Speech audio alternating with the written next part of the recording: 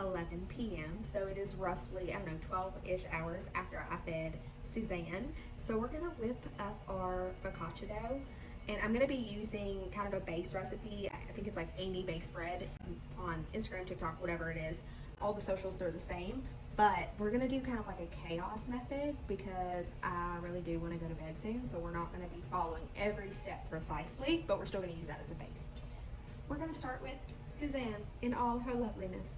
So she has definitely risen. So she's actually started to sink a little bit, but it's gonna be fine. So we're gonna start with 100 grams of her.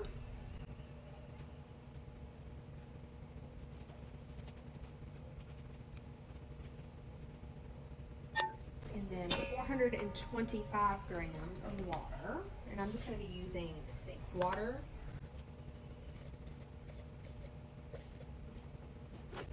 Give it a little mixy mix. And then 500 grams of bread flour.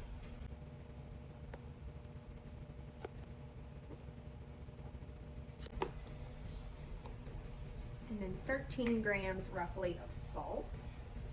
And I'm gonna go ahead and add it in. I know that some people are like, salt kills your yeast. They want to do like the autolyse process. I'm not doing all that. But you all are more than welcome to. Whatever suits your fancy. So that a lot of people like to just mix until it's a shaggy dough. I'm actually going to try something a little bit different, and I'm going to kind of like fully mix it and incorporate it really, really well and kind of do some kneading just to see how that kind of like changes things a little bit. I've been watching a lot of you all on here talk about like kind of the differences in shaggy dough versus fully incorporated and like mixing to like full window pane before you let it rest. And then you get loftier rises and things. I don't actually know if it matters because we're making a focaccia rather than like an actual loaf of bread, but why not?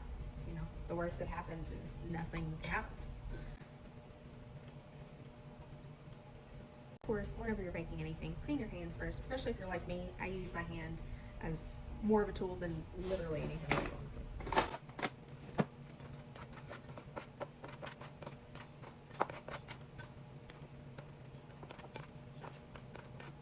This does feel a little wet compared to what I'm used to, so I'm going to sprinkle just a teensy bit more flour. Again, I'm more of a texture girly than a follow the recipe to the T girly.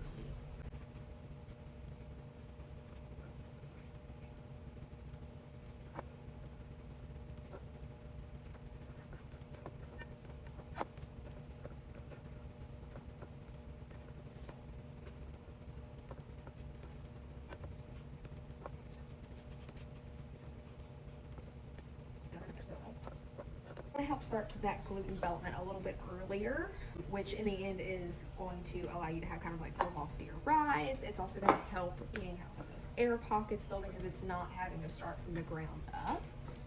I think that in terms of like yeast spread, there's always a worry of kind of like overworking it and making it tough whenever you're using like active dry yeast.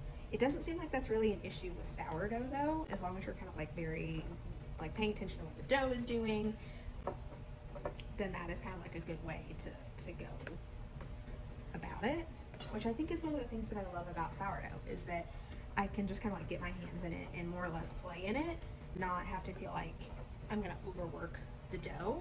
And that's not to say it's not possible. It's just to say that it seems like less of a worry. Maybe that's all in my head and that it definitely still is a worry. Unsure. But it's already becoming less sticky. Still sticky, obviously. But I am going to scrape off my hands and I'm just going to let her rest for about half an hour, and then we'll come back and we'll do some coil folds and see where we go.